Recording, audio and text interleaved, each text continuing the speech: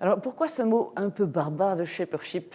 C'est un mot que Jean-Louis et moi on a inventé qui s'écrit en deux parties. Le verbe to shape, qui veut dire tailler, et ship qui vient de, comme dans craftsmanship, d'un art. Donc le shapership, c'est l'art de donner forme au futur. Et ce que ça a à voir avec la situation à l'heure actuelle, c'est que, comme vous voyez à l'extérieur, un monde est en train de s'effondrer en même temps qu'un nouveau monde est potentiellement en train de naître. Et une façon de regarder ça qui peut nous aider à décoder, c'est la métaphore de la métamorphose de la chenille en papillon. En fait, quand la chenille arrête de grossir et que tout d'un coup elle se met à s'effondrer, potentiellement, des cellules qui se trouvent à l'intérieur de la chenille la guident vers la métamorphose en papillon. Alors nous, face à l'effondrement et à la fin d'une époque, comme on dit, nous avons aussi le choix entre deux manières de regarder. Et comme vous allez voir, ces deux façons de regarder le monde vont nous conduire à vivre des émotions qui sont complètement différentes. Ou bien on regarde la situation et on se dit que c'est Apocalypse Now, donc la fin du monde, et ça peut faire naître des sentiments comme par exemple le désespoir ou la peur, le cynisme, même une certaine violence, et conduire, comme dans la chenille d'ailleurs, certaines cellules à se suicider. Il y a des jeunes à l'heure actuelle qui vivent ce qu'ils appellent la nostalgie du futur, ça veut dire la sensation qu'ils ont perdu un futur qui ne sera plus jamais là. Et il y a une autre perspective qui est complètement différente, une autre façon de regarder le monde qui est, on va appeler ça no apocalypse, not now. Ça veut dire non pas la fin du monde, mais la fin d'un monde peut-être. Et à ce moment-là, on peut prendre une perspective qui est plutôt celle des cellules dites imaginales, qui, elles, ne paniquent pas du tout puisqu'elles vont se concentrer sur le futur qu'elles ont envie de voir naître. Et métaphoriquement, ça veut dire que chacun de nous peut à ce moment-là mettre de l'énergie à imaginer et à créer, à prototyper un nouveau monde. Alors vous voyez que selon la façon dont on regarde le monde, on peut vivre donc une nostalgie d'un futur, ou bien ce que Jean-Louis et moi on appelle une érotique du futur, qui n'est pas le sex appeal mais le next appeal. Ça veut dire la création d'un futur qui est désirable. Et la clé en fait, c'est notre capacité de regarder le monde tel qu'il est et d'imaginer un nouveau monde. Ça veut dire que le futur tel qu'on est capable de l'imaginer est la cause des émotions qu'on vit, des décisions qu'on prend et des priorités qu'on se donne. Alors c'est en fait pour ça qu'on a créé la Shapership Academy, qui est une forme originale d'éducation qui permet d'apprendre ce qu'est l'art de donner forme au futur et surtout de pouvoir créer le futur sur base des désirs et de l'imagination et de l'espoir, plutôt que de bâtir le futur sur toutes les forces de régression dont j'ai parlé, c'est-à-dire le désespoir, la violence et la peur. Le problème à l'heure actuelle, c'est que je pense qu'on vit dans une crise colossale de l'imagination et que, comme on sait, une génération entière et peut-être même le monde entier a perdu sa capacité d'imaginer des histoires alternatives du futur, c'est-à-dire d'envisager quelque chose qui soit différent de la situation d'aujourd'hui.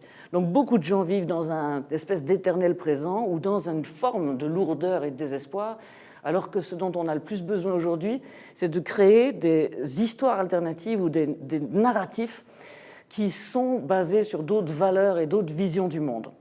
Et là, la Shapership Academy répond à cet impératif de libérer les cellules imaginales, si vous voulez, et de pouvoir libérer la créativité et la capacité d'imaginer.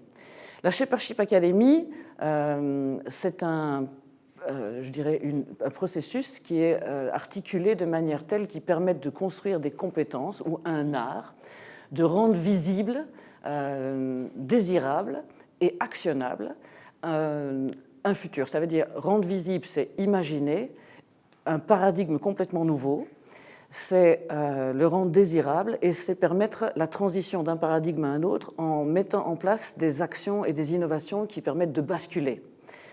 Parmi les compétences qu'on peut acquérir ou les arts qu'on peut acquérir dans la Shapership Academy, il y a, je vais en citer quelques-uns, il y a l'art de la reperception, c'est-à-dire la capacité de changer les histoires qu'on se raconte pour changer la manière dont on va donner forme au monde, penser à la manière dont on pense.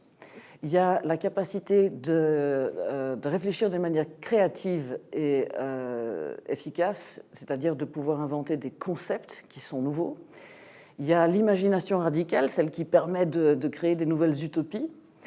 Il y a ce qu'on appelle, nous, la capacité de connecter des points, la vision systémique, qui permet d'éviter de créer un problème en créant une solution. Puis il y en a une, par exemple, qui nous tient très fort à cœur, qui est l'altitude-attitude, qui est la capacité de regarder les choses d'en haut et de changer consciemment de perspective, de manière à pouvoir vérifier que ce qu'on fait est en fait basé sur des idées et qu'on peut changer les croyances sur lesquelles on se base, c'est-à-dire en réalité changer toute notre réalité. Alors comment on procède dans la Shapership Academy ? On a mis en place un processus qui s'appelle Go from Ego to Echo, qui, comme le nom l'indique, est un passage d'une vision du monde assez centrée sur son nombril, pour le dire, à une vision qui est beaucoup plus basée sur les enjeux et les impératifs de notre époque. Et ce processus se déroule en 5 modules de 2 journées, de 6 heures, en ligne pour le moment, mais ça peut changer évidemment bientôt.